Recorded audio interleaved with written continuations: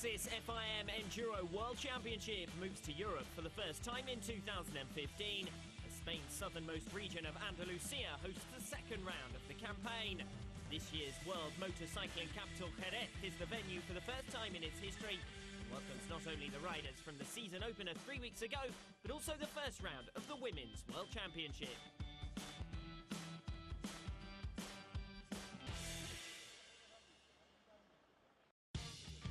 The first European round of the year not only sees all of the riders assembled for the first time, but all 9 of the 2015 Enduro World Championship manufacturers.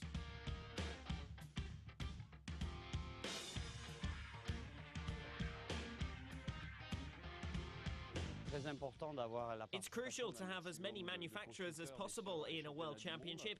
Enduro has the strength and good fortune to have 9 constructors in this championship. Even if over the last few years, as a result of the financial crisis and challenges in the Italian motorcycle market, we have lost 1 or 2 manufacturers. There's no other FIM World Championship that has as many different manufacturers, so of course, we're very proud of that.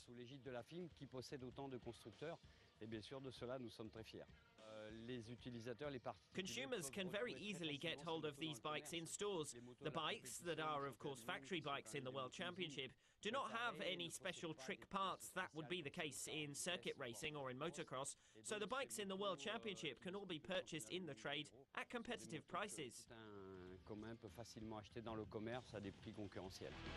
The fast and technical super test pitted the riders against one another for the first time in Jerez, with Mattia Bellino of France dominating the 800-metre course in the outlying town of Guadalcanal to take a slim early lead. The Andalusian crowd cheered home favourites Cristobal Guerrero and Lorenzo Santolino to top 5 positions in the E1 category. The top-performing Spaniards elsewhere were eclipsed by the dominating French representatives. Antoine Mayo was the fastest in E2 despite a finish line crash. Christophe Nambertin making it a French lockout with the fastest time in E1.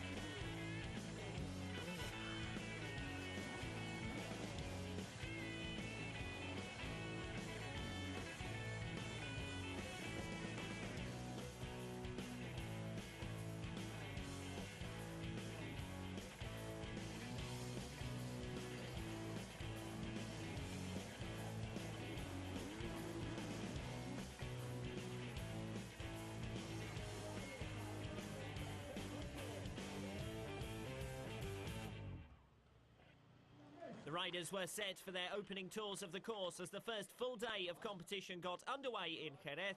The contenders would trek east to the town of Estela del Marquez for the opening Enduro test, southeast to the village of Barca de la Florida for the cross test, and completing the loop in Jerez's southern outpost of Portal. Welcome everybody. A total of 65 kilometres for the competitors to cover, with 3 laps on each day.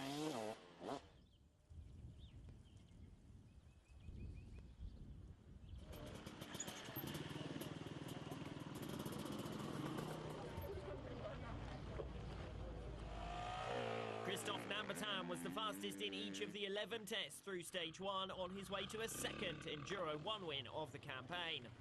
Already the championship leader, the Frenchman extended his lead to 7 in the title race with an imperious victory.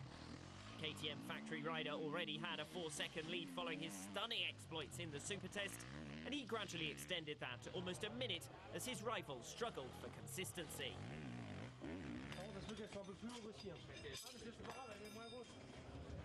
Ero Ramez was only 6th after the super test, but took the second fastest times through 7 of the remaining tests to finish as Nambertin's closest rival.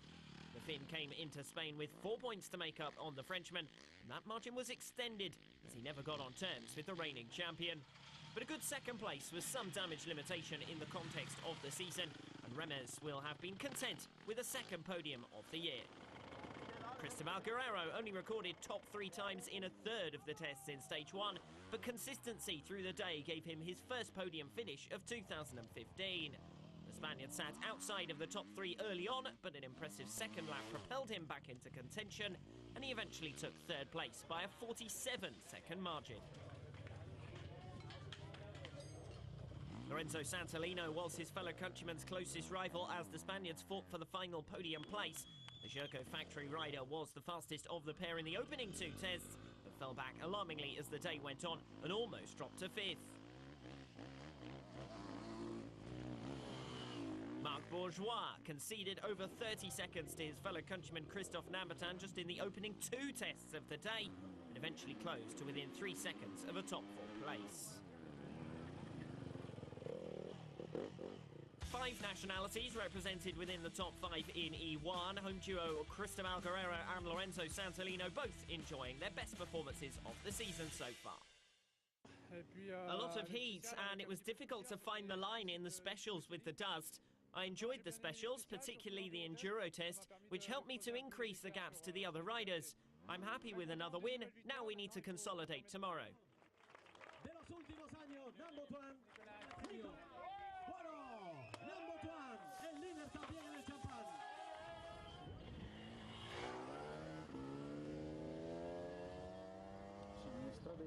An intense battle for first position went right down to the final 2 stages before Antoine Maillot took the win in E2. Maillot, fastest through 7 of the day's 11 stages, stretched his unbeaten run to 3 events since returning from an injury-hit 2014 campaign. Under pressure throughout, the 2011 E2 champion maintained his consistency to extend his championship advantage to 9.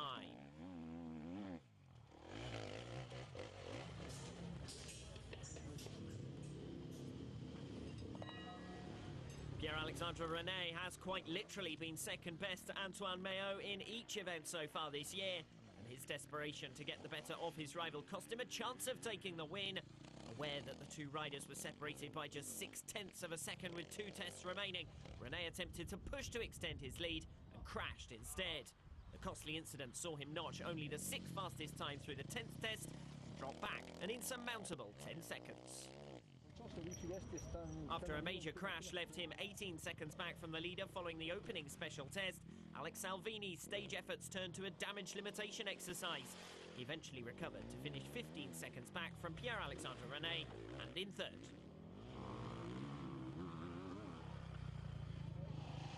Johnny Aubert had a quiet day after starting back down in 10th and 12 seconds from the leader following the super test.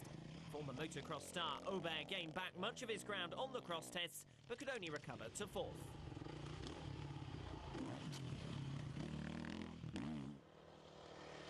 Jaume Betriu broke into the top 5 for the 2nd scoring day in succession after he recovered from his own slow start to eventually take 5th. The Husqvarna rider's opening lap had been one to forget, and he never really looked like catching the top 4. The top 4 positions have remained unchanged in each of the 3 season opening stages as the early pecking order becomes clear. Today was a good day, a little bit tough at the start. I made a fair amount of mistakes and lost a lot of ground. It wasn't until the 3rd lap that I could retake first place, taking advantage of a mistake. I was able to manage my riding to the finish, so I'm quite happy considering how challenging the course is. Le circuit est un peu compliqué, donc je suis content du résultat. Antoine Maillot, the front rider. Congratulations, Antoine. Este pedazo de podio.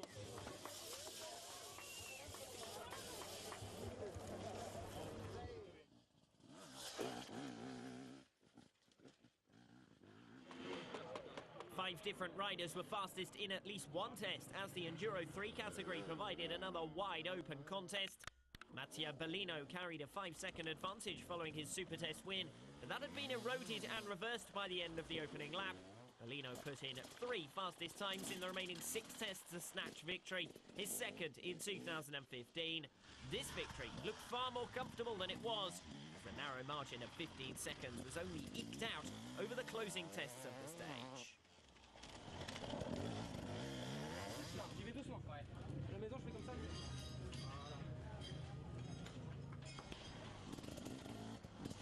Had it not not been for a small mistake from Matthew Phillips in the final test, the Australian may have been able to snatch the win by a narrow margin himself. Phillips was back to form in Spain, immediately demonstrating his intentions by taking 2 fastest times on lap 1 and another 2 on the second lap. Phillips was the provisional leader in the second half of the stage, but a mere half-second advantage was wiped away when he dropped time in consecutive tests.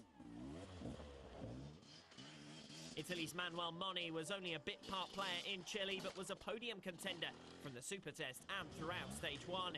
His worst performances all came in the cross test, where he lost his early top position on lap 1. With slightly improved performances on the same test on the following laps, coupled with a standout ride on the last test of the day, he was well deserving of 3rd place. The only E3 rider to take a podium finish on both days in Chile, Matti Sestola was the man to miss out in Jerez. The Finn actually held 3rd at the end of the second lap and sat less than 20 seconds from the leader. He dropped a further 20 behind as he struggled in the lap 3 Enduro test, and from there could only focus on restricting the damage by taking 4th. Egar Leok sat down in 5th for much of the stage, with 4 riders all at times less than 10 seconds behind him. He held on by less than 2 seconds. A generally good day for the French, but Jeremy Tarou and Antoine Basset both struggled in E3. Mattia Bellino capturing the championship lead with a 7-point swing. Today's been a nice day. I had a good super test yesterday, but made some mistakes on the first lap and failed to get up a hill on the second lap. Having lost a lot of time, Phillips caught up and took the lead. From there, it was a massive battle all day between Phillips and I. 1 minute he was ahead of me by less than a second, then 2 seconds ahead, all day and every special just like that. We arrived in the penultimate special within a second of one another, and I took an advantage over those last tests. So it's a great day for me and for the championship. I'm happy to have won here today.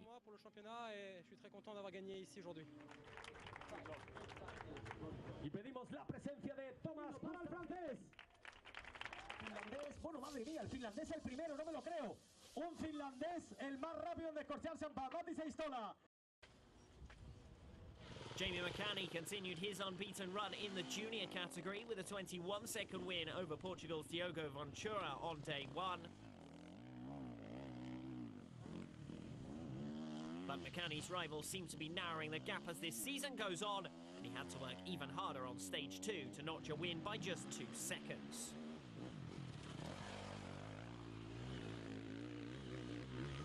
Josep Garcia looks set to head towards the youth crown as he extended his early championship lead to 46 points. The Spaniard remains unbeaten after a 39-second victory on stage 1 and another similar 38-second victory on stage 2.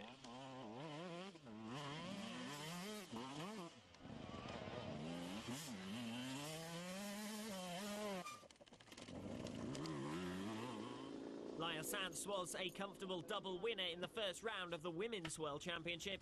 The Spaniard won both stages by over a minute, beaten in just 5 of the tests all weekend. Jessica Gardner of Australia was her closest rival.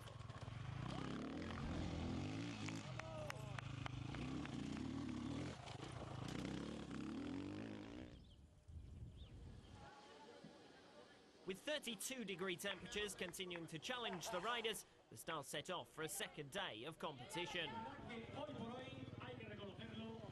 Christophe Nambertin continued his stunning whitewash by taking the fastest times in all of the tests on stage 2. The Frenchman boasted similar performance gaps over his rivals to his day 1 efforts and finished with the same 58-second victory margin. Beaten just once in 4 scoring days of competition, Nambertin will go into Portugal next week with a 10-point advantage. A fall for Eero Remes on the first extreme test left him initially 3rd, but he quickly fought back to the runner-up position in Jerez. The Finn was second fastest in 8 of the day's 10 tests, the extremes proving his biggest challenge throughout. Cristobal Guerrero used his knowledge of dry, dusty Spanish terrain to take a second consecutive podium finish. The Spaniard has impressed in 2015 despite a 3-month injury layoff during the winter, and is satisfied with progress made on the bike in the lead-up to the Spanish Grand Prix. Hopes of a third 2015 podium for Danny McCanny were damaged as early as the first lap. A fall in the opening Enduro test, leaving him 37 seconds adrift of the leader. The British rider eventually won a four-way squabble for fourth. Simone Albergoni sat sixth after the opening lap. He looked set to drop out of the running with a poor second extreme test. The Italian benefited from late errors from Lorenzo Santolino and Marc Bourgeois to remain in touch. Three small crashes in the final three stages for Marc Bourgeois kept him from a top five finish. After his strong opening performance in Chile, he slips to fifth in the title race. A repeat of the top three from stage one, with Danny McCanny improving to fourth and Lorenzo Santolino slipping back.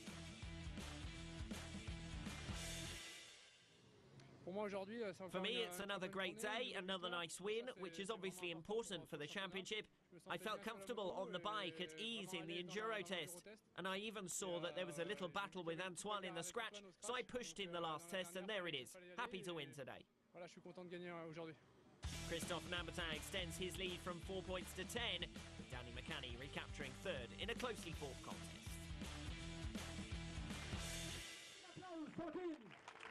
Sin duda uno de los mejores en el Enduro internacional, Christophe Nambertin. Antonio Saldaña entregando el premio a la estrella, Christophe Nambertin. Everybody clap.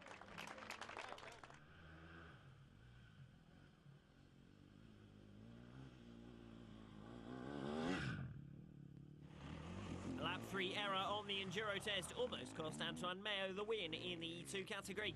The Frenchman held on against two late challenges with a 10-second margin. Mayo had been fastest on the extreme and cross tests on each of the opening two laps, but clearly found the Enduro test more challenging.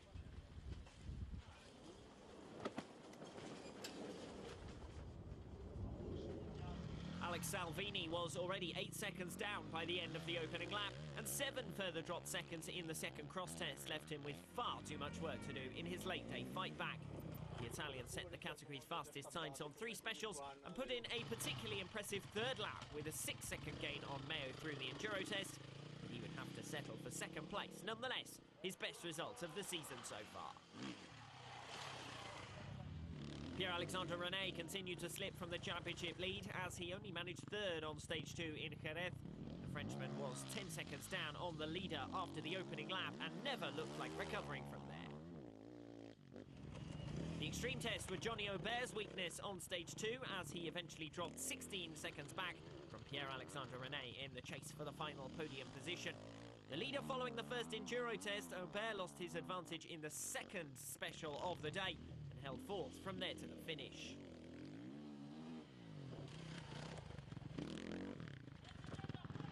Loic Larieux was over a minute off the podium pace as he never really got to grips with the Enduro test and failed to make up ground elsewhere in the lap. The Frenchman headed a group chasing fifth with less than 10 seconds to 10th at the end of the opening lap. He eventually held on by 7 seconds from Denny Philippats.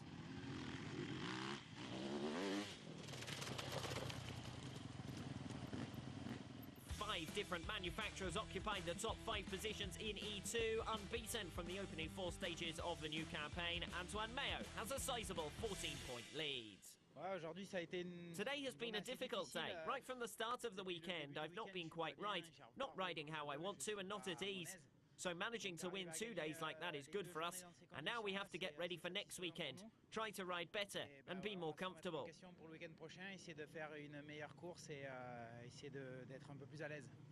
Best 2015 rides for Loic Larieux and Denny Philippats move them up in the championship standings, but Antoine Mayo is yet to be defeated. The winner of Enduro 2, a big applause for Antoine Mayo. Antoine, pela. Bueno, por los franceses, vaya los franceses. Pela, en lo rápido.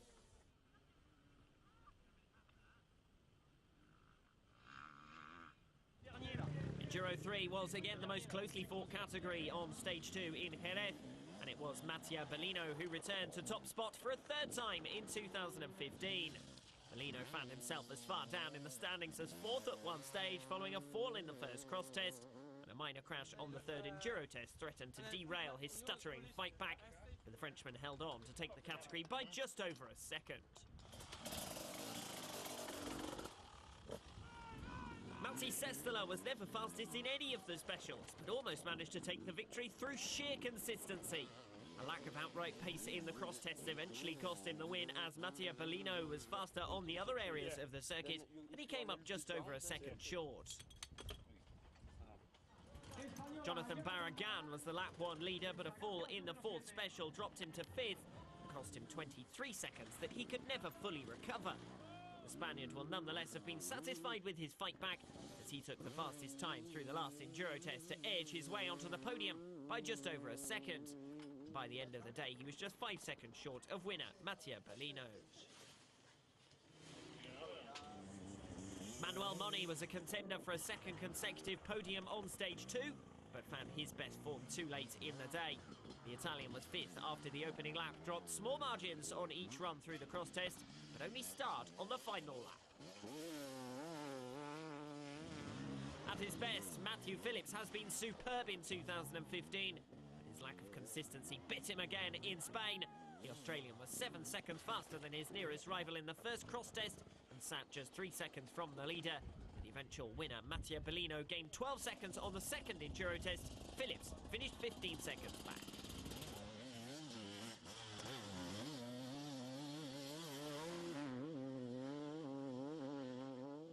Seven different riders had fastest times through the specials, and the distance from 1st to 6th place was just 17 seconds at the end of the day in E3.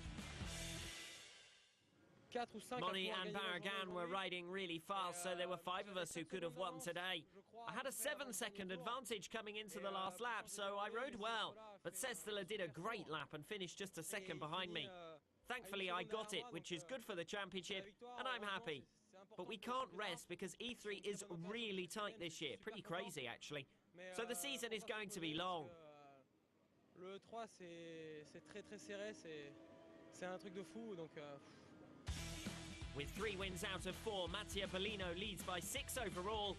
2 early leaders open a gap to Matthew Phillips. The European season kicked into full swing in Jerez, but despite home hopes in Spain, 3 French riders will lead the 3 senior categories to Portugal in a week's time.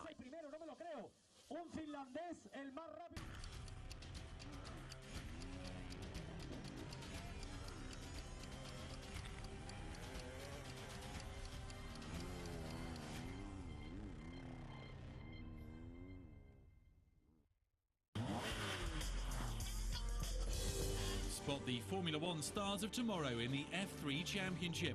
Max Verstappen made the step up after a successful 2014, and there are many young thrusters hoping to follow in his footsteps. Race 1 from round 3 in Pau in the southwest of France live Saturday, May the 16th at 11:05 in the morning. Race 2 delayed at 5 the same day. And Motors TV is back live for Race 3 Sunday, May the 17th at 3:25 in the afternoon. Motors TV brings you the best motorsport from down under.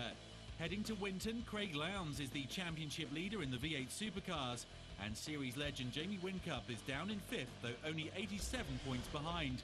Delayed coverage of races 1 and 2 Saturday, May the 16th at midday, and we're back for delayed coverage of race 3 Sunday, May the 17th at 11:25 in the morning.